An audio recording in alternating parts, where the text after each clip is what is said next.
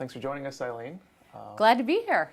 You decided to make the announcement to run for mayor. What pushed you into this direction? Well, first of all, I've lived here since 1986. I've raised a family here. My kids went to public schools here. I built a successful career here and started a family business here.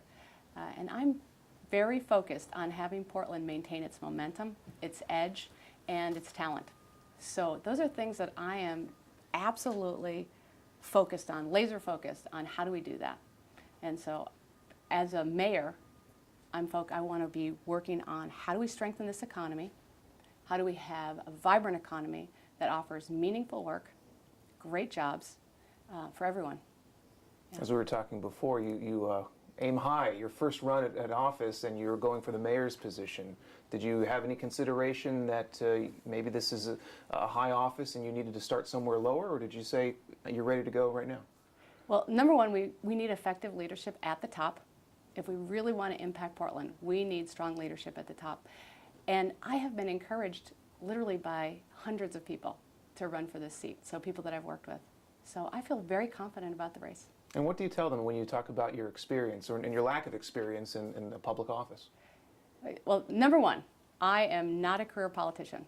The voters of the city are going to have a great choice on looking at different experience levels, leadership levels, skill-based basis.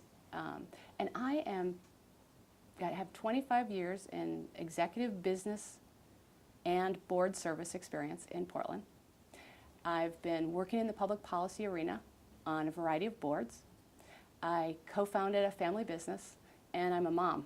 So I bring a different package. I'm not a career politician. I haven't spent 20 years at City Hall. I have a whole different leadership package that I bring to the city. Your business experience will certainly draw from that. What do you say to somebody, though, who says, you don't have any experience in public office, and this is a pretty important position? Well, I've worked in the public policy arena. I'm very proud of my work on the Oregon Health Fund Board.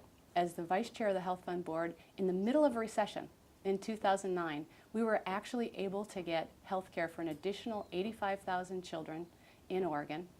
And that really takes a lot of work to put together a package and help pass it, working with for-profit organizations, advocates, nonprofit organizations, and the public sector. It's really a coalition-building effort, and I'm proud of the work that I did there.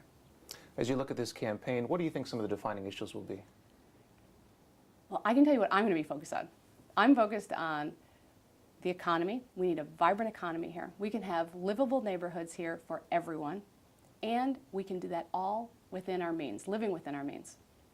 We can maintain our values and stay within a budget. So I am laser focused on vibrant economy, livable neighborhoods for every neighborhood, including neighborhoods from the entire city, from Sylvan to Centennial, from Woodstock to St. John's.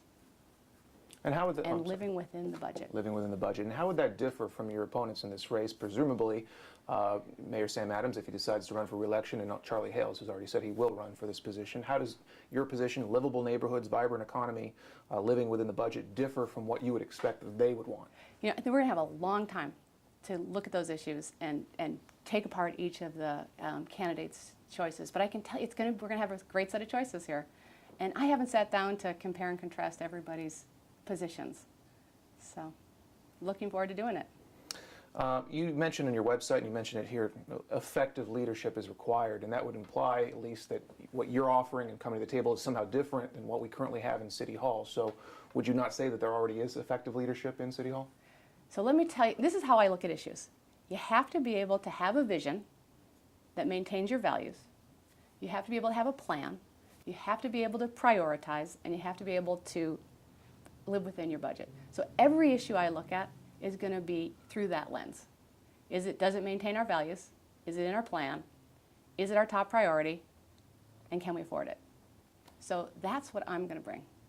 And my question, I'll repeat it, was, do you feel there's effective leadership in City Hall right now?